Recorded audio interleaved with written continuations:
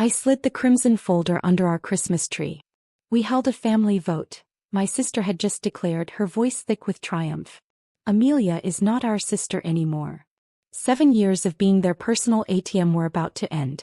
My mother's smile disappeared when she looked into my eyes. Family trees can be trimmed, the laughter stalled mid-air as. Can you imagine being told by your own family on Christmas morning no less, that you're no longer one of them?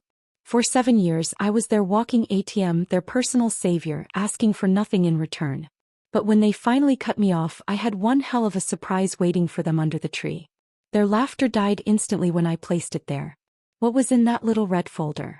For years I was Amelia Morgan, 30 years old, and my family's designated financial lifeline. I paid their debts, funded their dreams, and watched my own dreams gather dust. Growing up in a modest Boston neighborhood, I never imagined my own family would come to see me as nothing more than a walking ATM. We had this 2-story house, a small backyard, summer barbecues.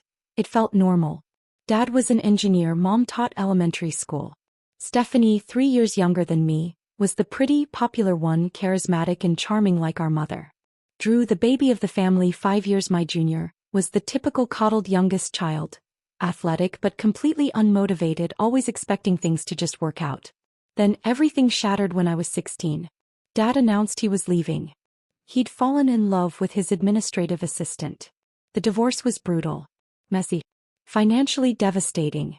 Dad moved across the country to California with his new girlfriend, and while he sent the required child support, it barely covered the basics. Mom struggled trying to maintain our lifestyle on a teacher's salary. "We have to stick together now," Mom would say, squeezing my hand tight.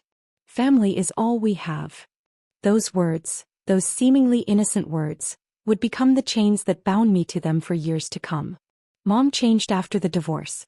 The warm, nurturing teacher transformed into someone brittle, almost calculating. 2 years later, she married Jack Thompson.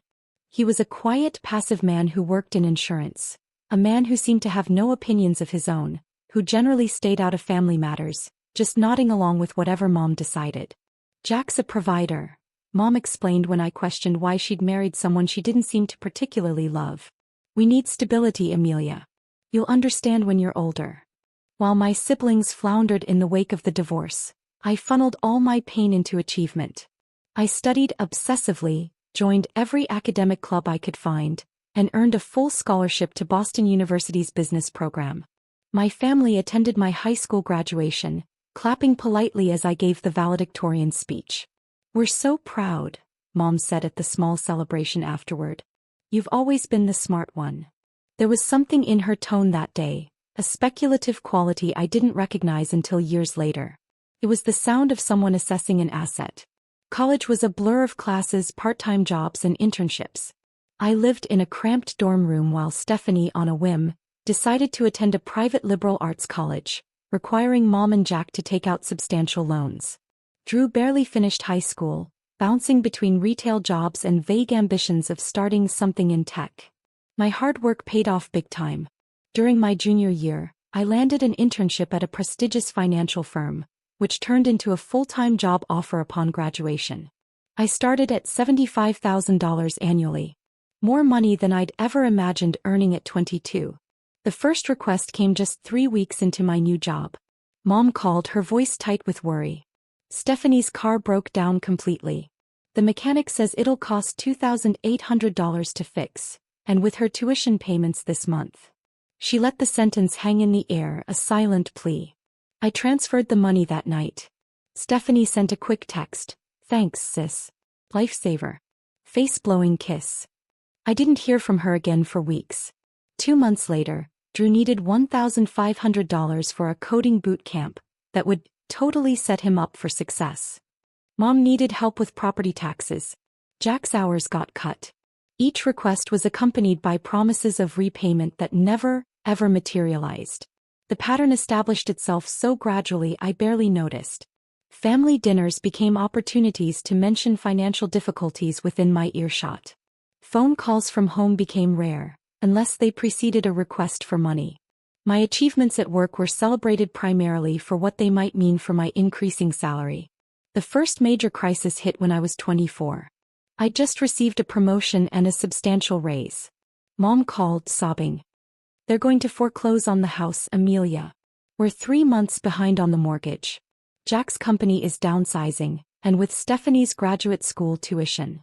She broke down inconsolable.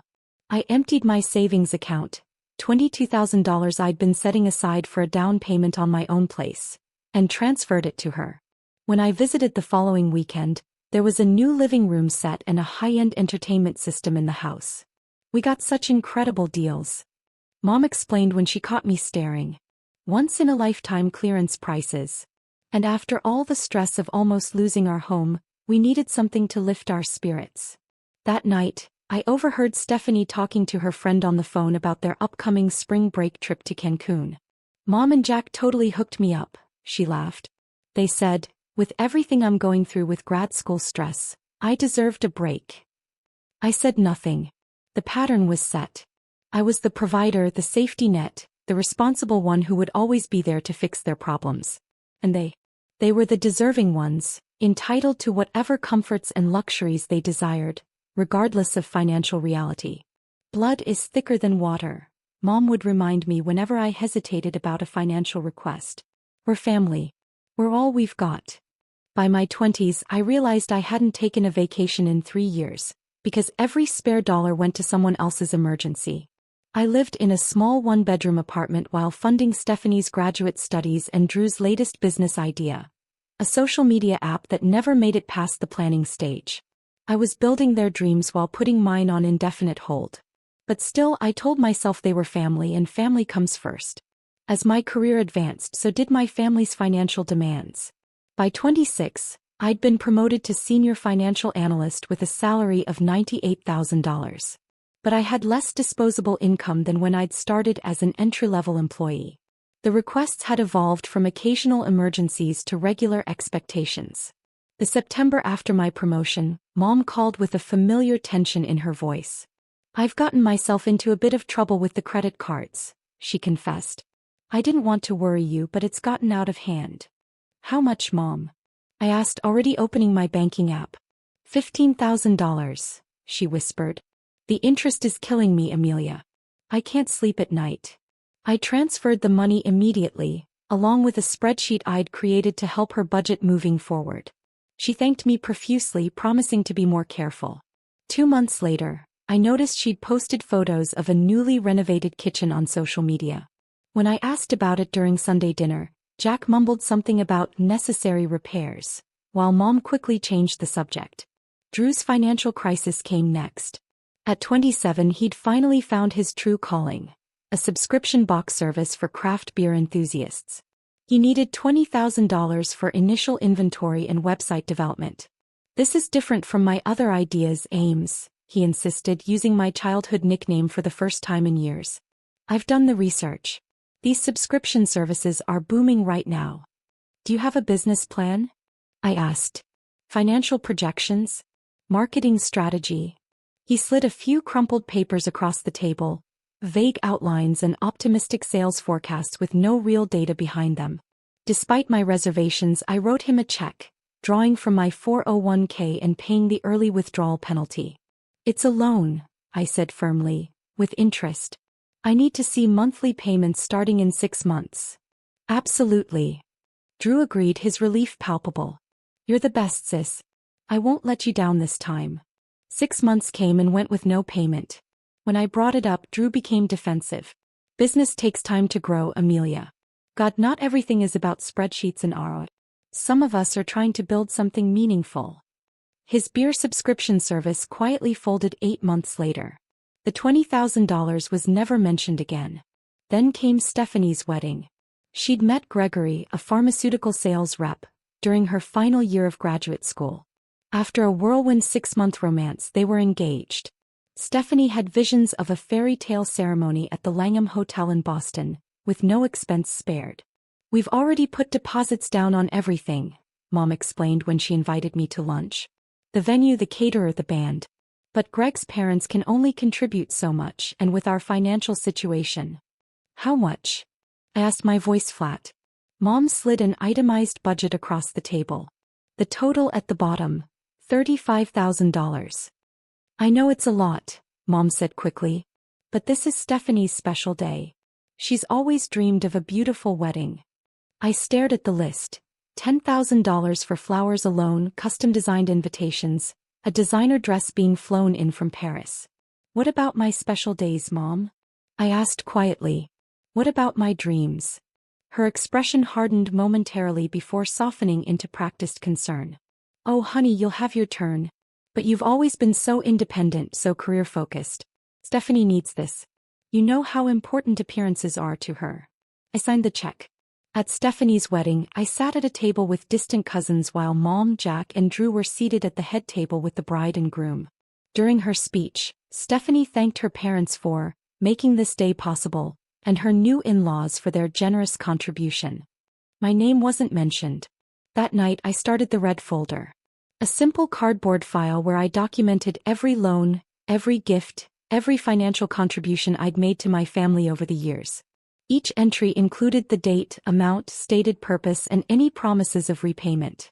The total made me physically ill. $127,000 in just 4 years, not including smaller gifts and regular help with monthly expenses. By my late 20s, the mortgage payments had become my responsibility too. Jack had been laid off again, though I'd begun to suspect he simply wasn't looking for work very hard. Mom had reduced her teaching hours to part-time, citing stress and fatigue. Drew had moved back home after his failed business venture and contributed nothing to household expenses. Stephanie and Greg bought a beautiful colonial in a prestigious neighborhood, somehow affording a lifestyle that should have been well beyond their means. I attempted to establish boundaries during a family dinner in April. I need to start prioritizing my own financial future, I explained carefully. I'm happy to help in emergencies, but I can't continue to be the primary support for everyone. The reaction was immediate and vicious. After everything we've done for you, Mom said, her voice quivering with manufactured emotion. I raised you alone after your father abandoned us. I sacrificed everything so you could succeed. We're family. Drew added. You don't turn your back on family. It's not like you have other expenses, Stephanie pointed out with casual cruelty. No husband, no kids, not even a pet. What else would you spend your money on? I left that night with a migraine and another withdrawal from my account. $3,000 for property taxes they'd forgotten were due. The red folder grew thicker. 3 months later, I received another promotion. Senior investment advisor with a salary of $135,000 plus performance bonuses. I told no one in my family, but somehow they knew. The requests increased in frequency and amount. The red folder documented it all. The money I planned to use for a down payment on a modest condo, diverted to bail Drew out of credit card debt. The European vacation I'd been saving for since college, canceled to pay for Mom and Jack's roof repair. The professional development courses I wanted to take, postponed indefinitely because Stephanie needed help with medical bills after her cosmetic surgery. 7 years of putting everyone else first had left me with an impressive salary on paper, and almost nothing to show for it. No property, minimal savings, a retirement account that had been depleted multiple times. But more than the financial cost was the emotional one. The growing realization that the people I sacrificed everything for saw me as nothing more than a convenient resource to be exploited. The red folder became my silent testament to years of financial abuse disguised as family obligation. And as the resentment grew, so did my determination that something would eventually have to change. The moment everything changed happened on an ordinary Sunday in September, 3 months before Christmas. I'd arrived early for our monthly family dinner, letting myself in with the key Mom had given me for emergencies, which usually meant delivering checks or groceries when needed. The house was quiet as I placed the wine I'd brought on the kitchen counter. Voices drifted from the back patio. Mom, Jack, Stephanie, and Drew enjoying pre-dinner drinks in the late summer sunshine. I moved toward the French doors, then stopped as I heard my name. Amelia's bonus should be coming through next month, Mom was saying. I was thinking we could finally get that vacation property up in Vermont, the one with the lake view. God, she's such an easy mark, Stephanie laughed, the ice cubes clinking in her glass. All you have to do is mention family emergency, and she whips out her checkbook. Remember when she actually made me sign a payment plan for the business loan? Drew chuckled. Like I was ever going to pay that back. What planet is she living on?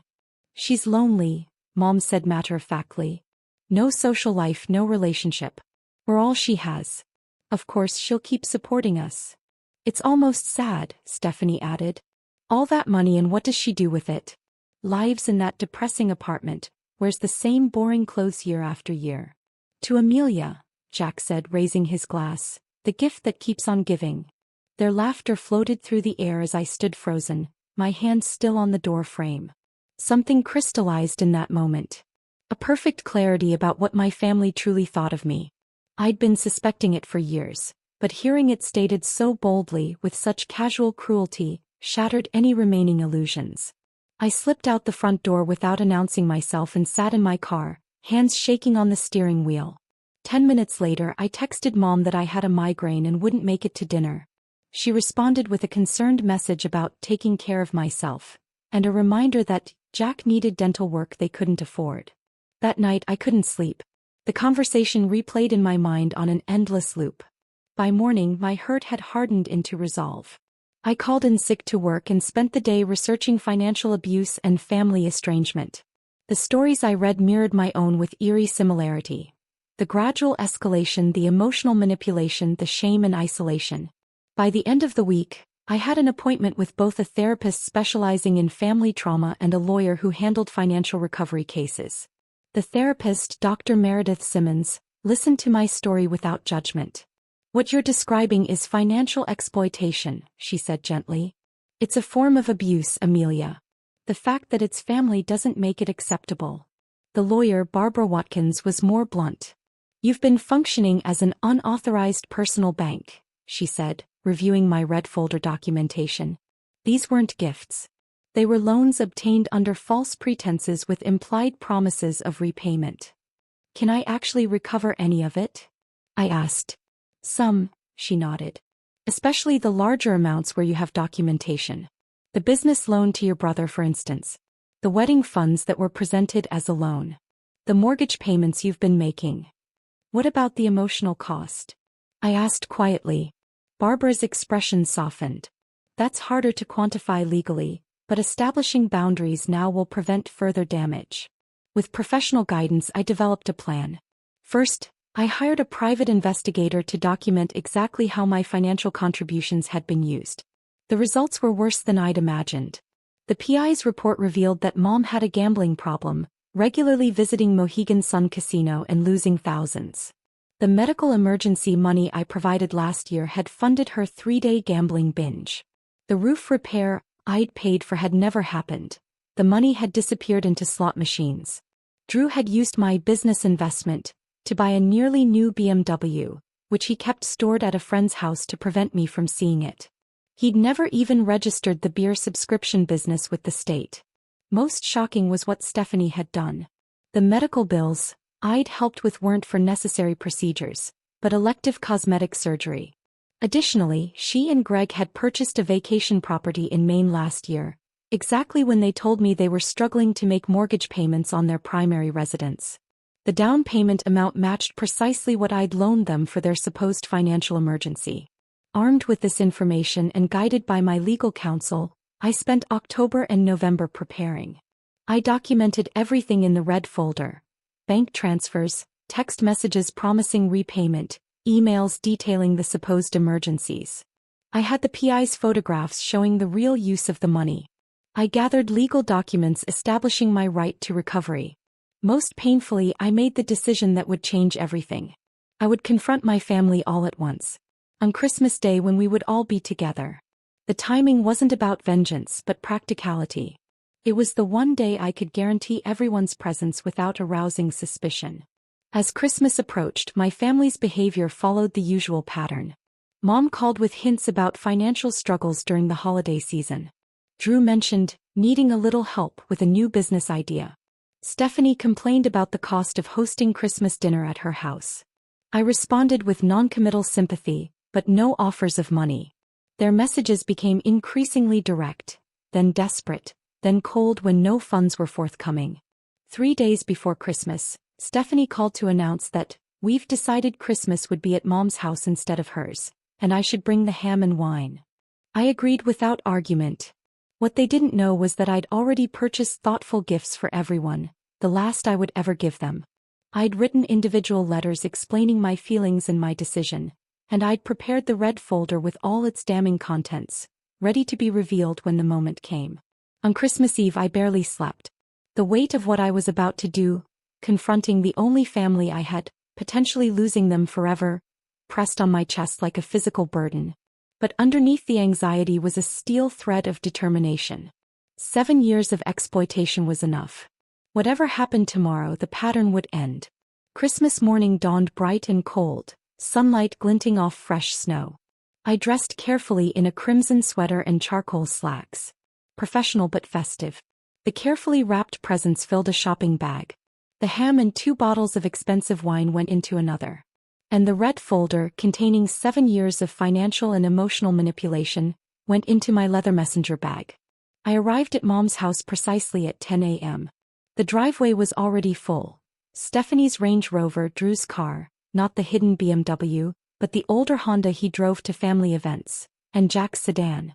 Christmas music drifted from inside along with the smell of cinnamon and coffee. "She's here." Mom called as I knocked and entered. She embraced me with practiced warmth, her designer perfume enveloping me. "Merry Christmas, sweetheart." The house was lavishly decorated.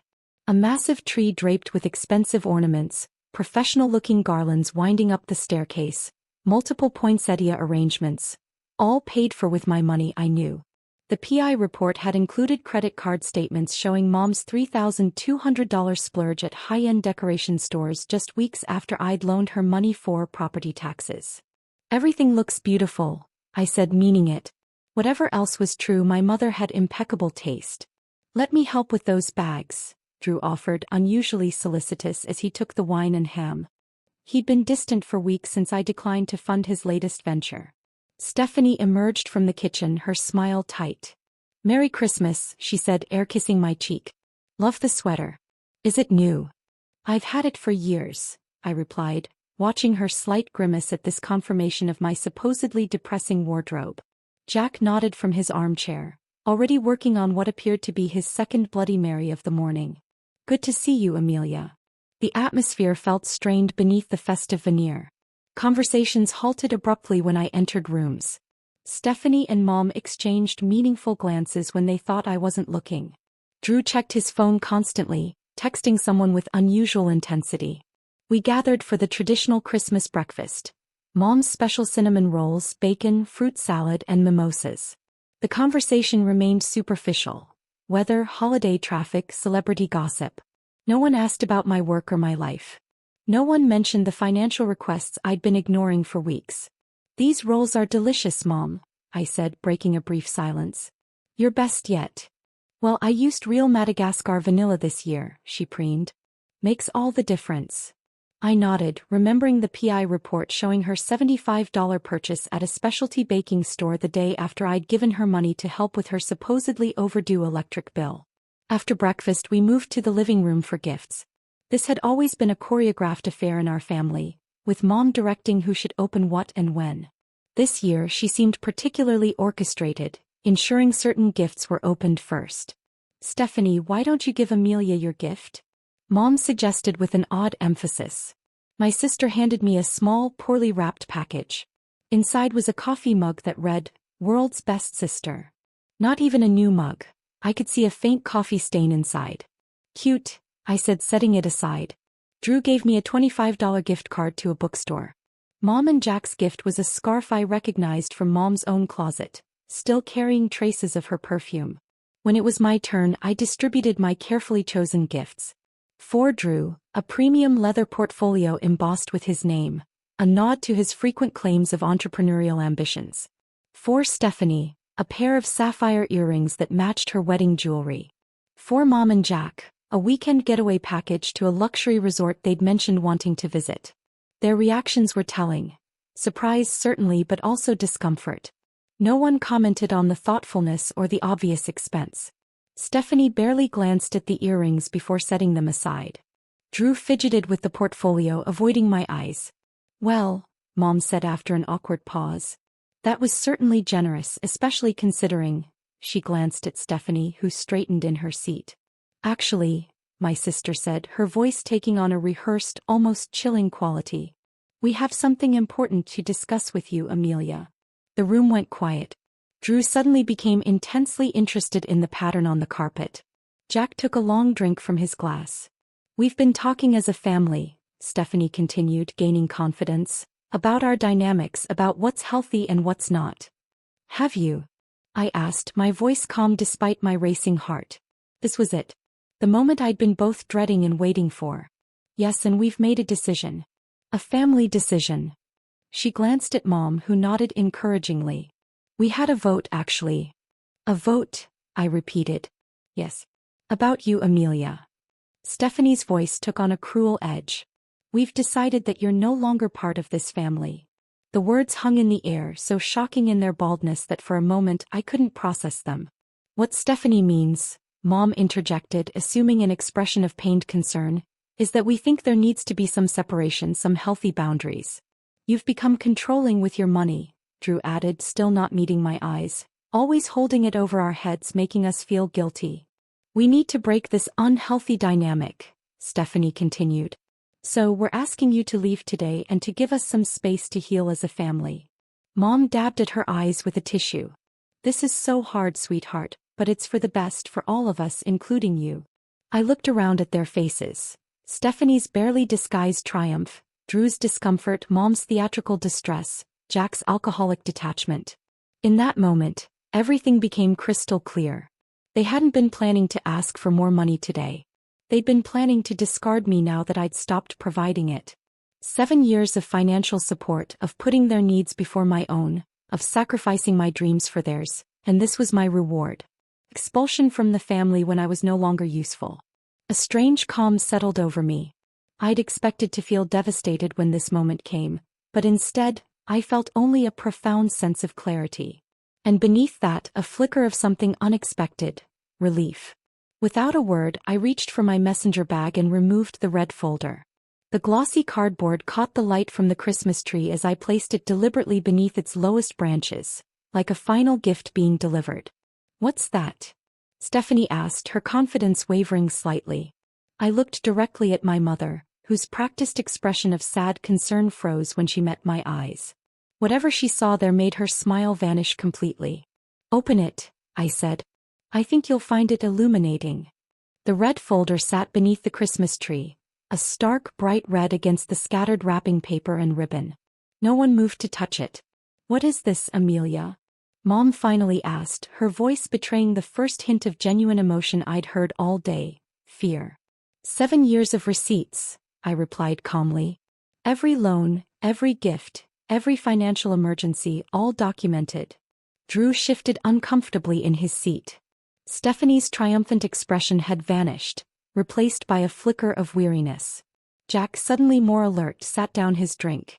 This is exactly what I meant about you being controlling with money, Stephanie attempted, though her voice had lost its certainty. Keeping track of every penny like we're your debtors. Aren't you, though? I asked. I reached forward and opened the folder myself, removing the first document, a spreadsheet summarizing all transactions. $253,842. That's the total amount I've provided to this family over 7 years. Mom made a small choking sound. That's absurd. Drew scoffed, but his face had paled. You're exaggerating? I withdrew a stack of bank statements, each transfer highlighted in yellow. $20,000 to Drew Morgan on March 15th for a business investment. Business that was never registered with the state. I set down another document, the private investigator's report with photos. But the BMW you bought a week later is registered in your name. Nice car. Where do you keep it? Still at Jason's house. Drew's mouth opened and closed soundlessly. I turned to Stephanie. $35,000 for your dream wedding. $15,000 for medical emergencies that turned out to be elective cosmetic procedures. I placed photos on the coffee table, snapshots of her vacation property in Maine. This lovely cabin was purchased last June, exactly 3 days after you told me you might lose your house if I didn't help with the mortgage. Stephanie's face flushed dark red. You had us investigated. That's insane. That's stalking. No, Stephanie, that's due diligence. Something I should have practiced years ago. I turned to my mother. The gambling problem was a surprise, Mom. Mohegan's son must love you, especially the high-stakes slots. Mom's hand flew to her throat. How dare you? Receipts, Mom. Casino ATM withdrawals, loyalty program statements, all obtained legally, I assure you. Jack was staring at my mother, genuine shock on his face. Karen, gambling? What is she talking about? The look Mom gave me held real hatred. I turned to Jack. You didn't know about any of this? The money I've been providing wasn't just for household expenses. Last year alone, Mom lost over $40,000 at various casinos. That's a lie. Mom hissed, but her hands were trembling. I withdrew another document from the folder. A legal letter prepared by my attorney. This outlines the terms for repayment.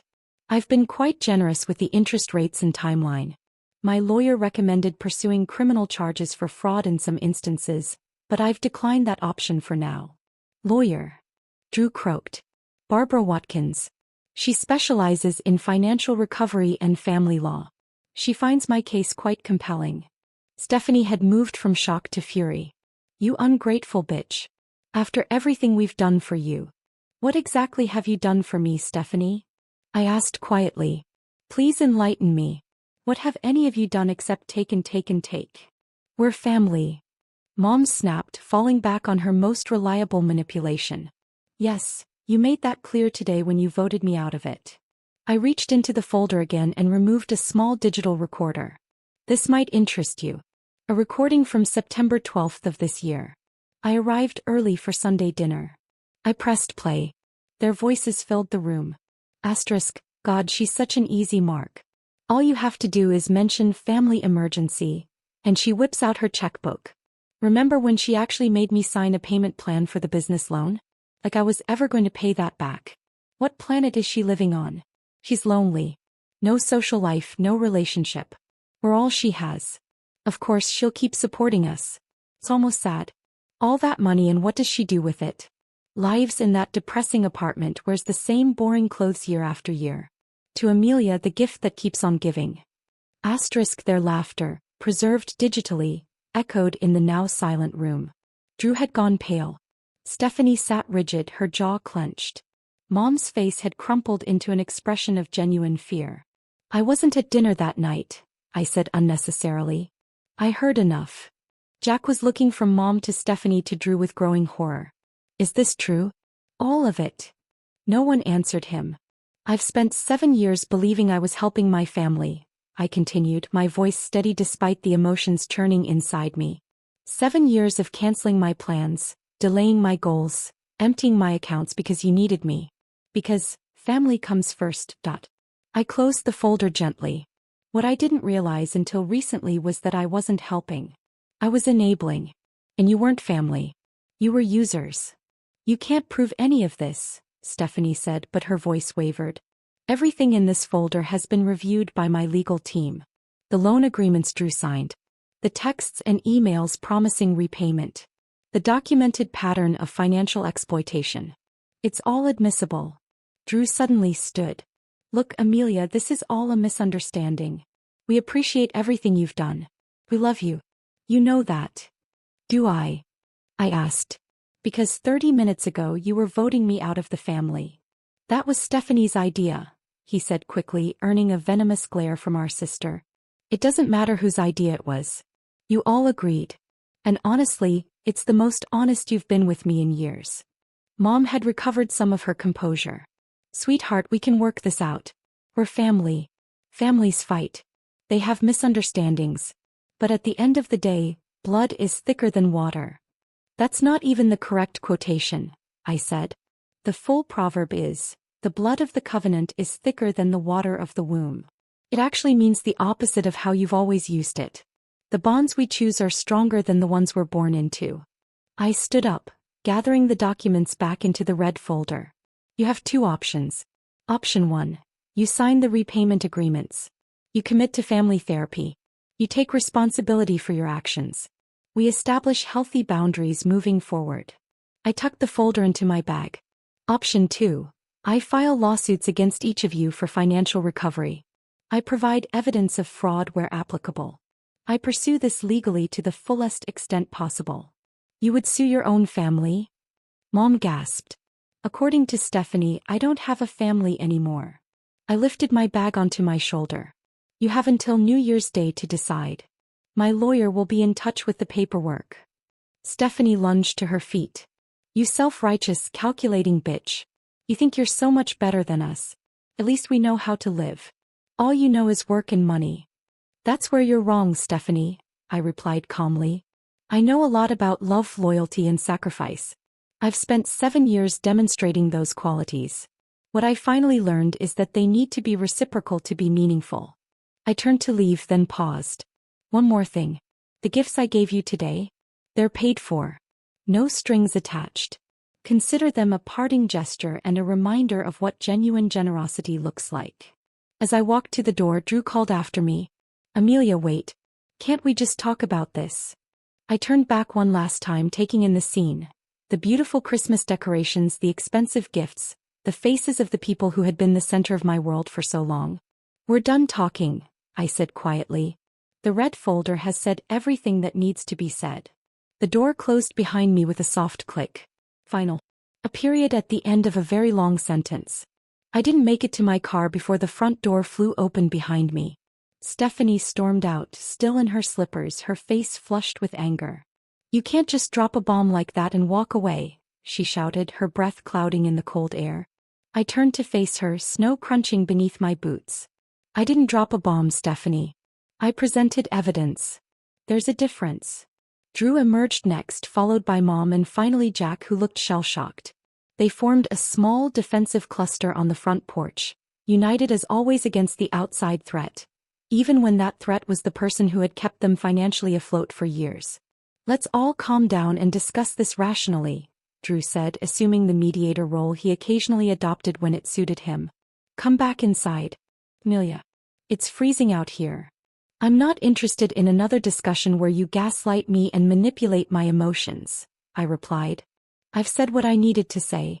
The documentation speaks for itself. This is about money, Mom said, her voice taking on the wounded quality she'd perfected over the years. It's always been about money with you. Keeping score, tracking every penny. This isn't about money, I interrupted. It's about respect. Appreciation. Honesty. Things that have been noticeably absent from our relationship. So, you're willing to destroy your family over some misunderstandings? Stephanie demanded. You destroyed this family, I said quietly. Each time you took advantage. Each time you lied about needing help. Each time you disguised your contempt while spending my money. And finally, today, when you explicitly stated I was no longer a part of the family. Mom stepped forward, switching tactics. Sweetheart, we were emotional. We didn't mean those things. You know how Stephanie gets carried away. Don't blame this on me. Stephanie snapped. You agreed with everything I said. Mom retorted, momentarily forgetting her performance as the wounded matriarch. As they bickered, Jack approached me separately, his expression troubled. Amelia, I had no idea about the gambling, about any of this, really. His voice dropped lower. Karen always handled the finances. She told me your help was occasional for emergencies and you never questioned it. I asked about the renovations, the vacations, the new furniture, all on a teacher's pension and your sporadic employment. He looked genuinely ashamed. I didn't want to know, I guess. It was easier not to ask questions. Willful ignorance is still a choice, Jack. Our conversation was interrupted by Drew, who had broken away from Mom and Stephanie's escalating argument. Look, about the BMW, he began. I don't care about the car, Drew. I care that you lied to me. That you never had any intention of building that business or repaying that loan. I was going to, he insisted. Eventually. Things just got complicated. Things got comfortable, I corrected him. It was easier to take than to earn. He flinched as if I'd slapped him. That's not fair. Isn't it? When was the last time you held a job for more than 3 months? When have you ever followed through on anything? Not everyone can be perfect like you, he muttered, falling back on the familiar accusation. I'm not perfect. I'm responsible. There's a difference. Our conversation was cut short by Stephanie's raised voice. This is ridiculous. She can't actually sue us. We're family. According to my lawyer, I have an excellent case, I called over to her, particularly given the recorded conversations and documented pattern of deception. Mom finally broke down, her carefully constructed facade crumbling. I have a problem, she admitted, tears streaming down her face. The gambling. It started after the divorce. Just small amounts at first. It made me feel something besides failure and abandonment. Mom. Stephanie began, but Mom waved her off. No, it's time for the truth. I've been lying to all of you. The money Amelia gave us. A lot of it went to the casinos. I kept thinking I'd win it back, pay her back, fix everything. She looked at me, genuine remorse in her eyes for the first time. I never meant for it to go this far. But you let it, I said, not unkindly. You had countless opportunities to ask for real help, to be honest about what was happening. I was ashamed, she whispered. And then it just became easier to keep taking, to pretend everything was fine. Stephanie was staring at Mom with dawning horror. The second mortgage on the house, that wasn't for repairs, was it? Mom shook her head, unable to speak. A heavy silence fell over the group, broken only by the distant sound of children laughing in a neighboring yard. The perfect family Christmas we'd always pretended to have was finally, irrevocably shattered. What happens now? Drew finally asked. Like I said, I replied. You have options. I withdrew 5 sealed envelopes from my bag. These letters outline my terms for moving forward. Read them carefully. They include the repayment schedules, requirements for therapy, both individual and family, and my conditions for maintaining any relationship with each of you. I handed them out one by one. These are non-negotiable. You either commit to making amends and changing the dynamic completely, or we handle this through the legal system. And if we agree to your terms? Stephanie asked, turning the envelope over in her hands. Then we try to rebuild something healthier, something based on mutual respect rather than exploitation. And if we can't afford to repay everything? Drew asked. The schedule takes your income into account. It's fair. There are also provisions for community service and other forms of restitution. I looked at each of them in turn. This isn't about getting every dollar back. It's about accountability. What about the family therapy part? Mom asked quietly. That's actually the most important condition, I told her. Money can be replaced. Trust is harder to rebuild. They stood on the porch holding their letters, suddenly looking smaller and less formidable than they had just hours before. The power dynamic had shifted completely and we all felt it. I never wanted this, I said, my voice softening slightly. I wanted to be part of a family that loved and respected each other. That supported each other through genuine hardships. That celebrated each other's successes instead of exploiting them. We do love you, Drew said quietly. Love without respect isn't love, I replied. It's just another form of use. I turned to go, then paused one final time. 3 months. No contact while you consider your options and begin the work outlined in those letters. After that, we'll reassess based on your actions, not your promises. As I drove away, I watched them in my rearview mirror, still standing on the porch, envelopes in hand. The perfect family portrait, finally revealing its true image. I felt a complex mixture of grief, relief, and something else I couldn't immediately identify. It wasn't until I was halfway home that I recognized it. Freedom. For the first time in 7 years, I was free from the crushing weight of impossible expectations and endless obligations. Free to build my own life on my own terms. Whatever happened next, whether they chose accountability or continued denial, I had reclaimed my agency. The red folder had done its work, and that, I realized, was the greatest Christmas gift I could have given myself. 6 months after that fateful Christmas morning, I sat in Dr. Simmons's office for a bi-weekly therapy session.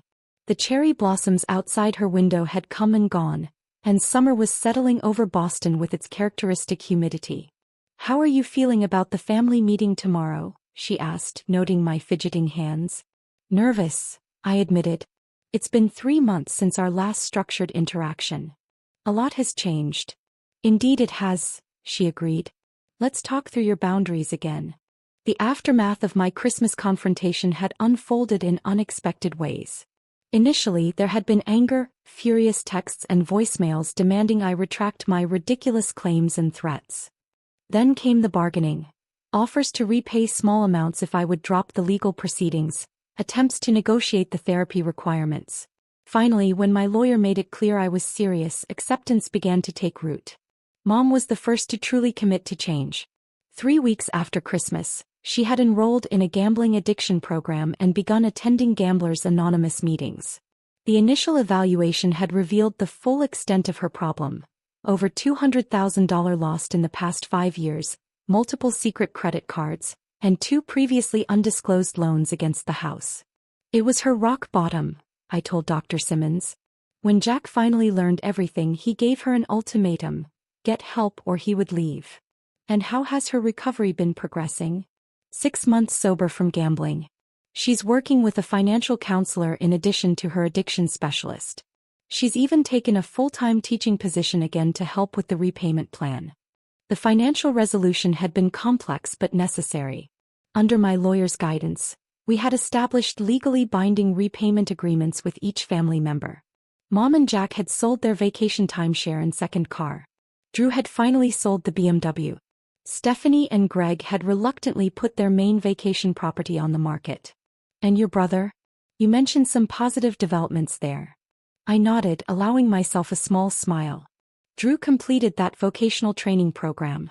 He's been working as an IT support specialist for 3 months now. His longest continuous employment since college. That must be gratifying to see. It is. He's different somehow, more grounded. He told me last week that the structure and accountability have been good for him, that he actually feels proud of himself for the first time in years. Not all the changes had been positive. Stephanie had complied with the financial terms but remained angry and resistant to the therapeutic process. She attended the required family sessions but participated minimally, treating them as an ordeal to be endured rather than an opportunity for growth. And your relationship with Stephanie? I sighed. Still strained. She sees me as the villain in all this, the one who destroyed the family dynamic instead of the one who exposed it. That's not uncommon in these situations, Dr. Simmons observed. Often the person who breaks the pattern of dysfunction becomes the target of resentment. I know. I'm trying to accept that we may never have the relationship I once hoped for. Outside of my complicated family healing, my personal life had flourished in unexpected ways. Freed from the financial burden of supporting multiple households, I had finally purchased my own condo. A sunny 2-bedroom in Cambridge with a small balcony perfect for the container garden I'd always wanted to cultivate. I joined a book club and a hiking group, building friendships with people who expected nothing from me but my company and conversation. I'd even begun dating Michael, a kind and thoughtful architect I'd met at a fundraiser for the financial literacy program where I'd started volunteering. You've created quite a life for yourself these past 6 months, Dr. Simmons observed. It feels like my life, I replied. For the first time, it actually feels like mine. The family therapy sessions facilitated by Dr. Carter had been challenging but illuminating. We had mapped the patterns of our dysfunction, examined the roles we had each played, and begun the painful process of establishing healthier ways of relating to one another. I never realized how much I'd been shaped by Dad's abandonment, I explained. How I'd tried to fill that hole by making myself indispensable to everyone else. How I'd equated financial support with love because I didn't know how else to express it, and they didn't know how else to receive it. Dr. Simmons added, systems develop to serve a purpose, even if that purpose ultimately becomes destructive. The legal aspect of our situation had been resolved more smoothly than I'd anticipated. Once my family realized I was serious about pursuing legal action if necessary, they had cooperated with the structured repayment plan. Monthly payments came consistently, if not always cheerfully. The total amount would never equal what I'd given over the years, but the acknowledgement of the debt was in many ways more important than the money itself. Tomorrow's meeting will be different, I said, thinking aloud. It's the first time we'll be gathering informally since Christmas. No lawyers, no therapists, just family having dinner together. And you've established clear boundaries for the interaction. Yes. Neutral location, a restaurant downtown. 2-hour time limit. No discussion of financial matters outside the established agreements. Everyone is responsible for their own transportation and expenses. Dr. Simmons nodded approvingly. And your internal boundaries? What will you do if old patterns begin to emerge?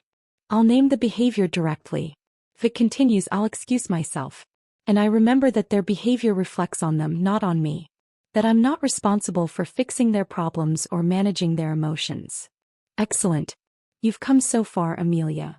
Indeed, the journey of the past 6 months had transformed me in ways I was still discovering. I had learned to prioritize my own well-being without guilt, to recognize manipulation in its many subtle forms, to understand that true generosity came from choice, not obligation. Most importantly, I had expanded my definition of family. My closest support now included friends who celebrated my successes without envy, who offered help without keeping score, who loved me for who I was rather than what I could provide. That evening I met my friend Tara for coffee. We had connected through the financial abuse support group I joined in January, both of us navigating the complicated terrain of family estrangement and reconciliation. "Nervous about tomorrow?" she asked as we claimed a corner table at our favorite cafe. "Terrified," I admitted. "What if it all falls apart again? What if they haven't really changed?" "Then you'll handle it," she said simply. "The difference is now you know you can walk away if you need to. You're not trapped anymore." Her words stayed with me as I prepared for bed that night. The red folder that had once contained all my documentation now held something different.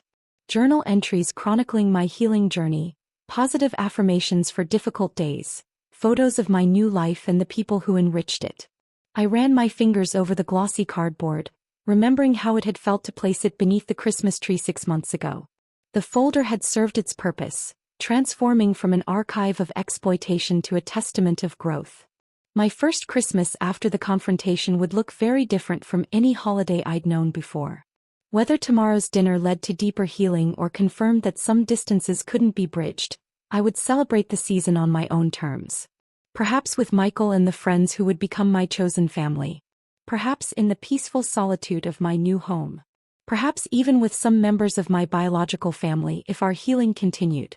The path forward remained uncertain, but for the first time in my adult life, that uncertainty felt like freedom rather than fear. I had learned that standing up for myself wasn't selfish but necessary. That boundaries weren't walls, but vital definitions of where I ended and others began. That love without respect was just another form of use. Most importantly, I had discovered that the greatest gift I could give myself was the courage to reveal the truth, whatever the consequences. The red folder had been just the beginning. The real story was what happened after. The painful, beautiful process of rebuilding a life based on authenticity rather than obligation. As I drifted towards sleep, I felt gratitude wash over me. Not for what I had lost, but for what I had found. Myself. My voice. My boundaries. My worth. The red folder had changed everything, and I wouldn't have it any other way. Have you ever had to stand up to family members who took advantage of your generosity? I'd love to hear your stories in the comments below. Remember, setting boundaries isn't selfish. It's necessary for your well-being. If this story resonated with you, please hit that like button and subscribe to hear more stories of strength and personal growth.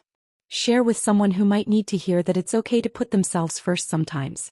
Thank you for listening to my journey.